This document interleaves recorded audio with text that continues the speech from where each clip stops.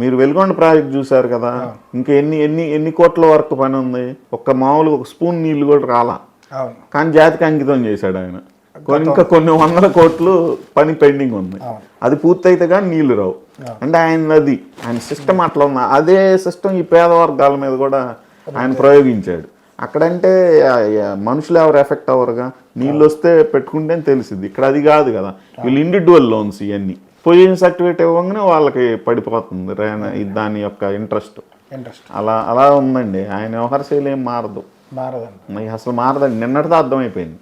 అంతకుముందు కొంచెం కొద్దిమందికి డౌట్ ఉంది, కానీ ఆయన నేను మారను, మారితే జనం మారాలి, మారినోడు పిచ్చోడు, ఎవడు మారితే వాడు పిచ్చోడు కింద లెక్కే. ఎందుకంటే ఇప్పుడున్న పరిస్థితుల్లో మళ్ళా కూటమి ప్రభుత్వాన్ని దీర్ఘకాలికంగా అధికారంలో తెచ్చుకోవాలి.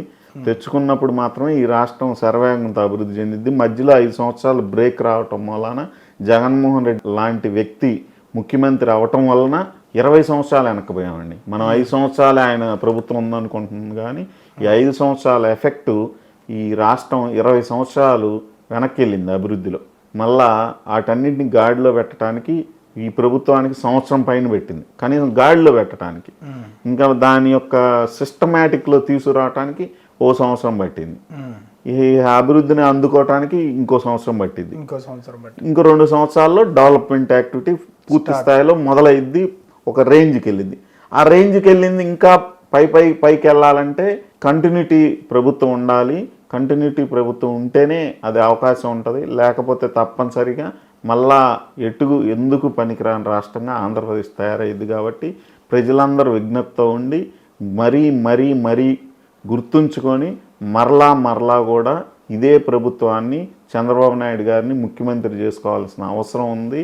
అదేవిధంగా దీనికి సహాయ సహకారాలు అందిస్తున్న పవన్ కళ్యాణ్ గారిని అందరినీ కూడా ఆదరించి, ఎందుకంటే ఆయన మొదటి నుంచి కూడా పవన్ కళ్యాణ్ గారు ఒకటే చెబుతున్నారు, రాజకీయాల గురించి ఆలోచించే పరిస్థితుల్లో ఈ రాష్ట్రం లేదు. ఈ రాష్ట్రం యొక్క పరిస్థితి రాజకీయంగా ఆలోచిస్తే నష్టపోద్ది, భవిష్యత్ తరాలన్నీ నష్టపోతాయి.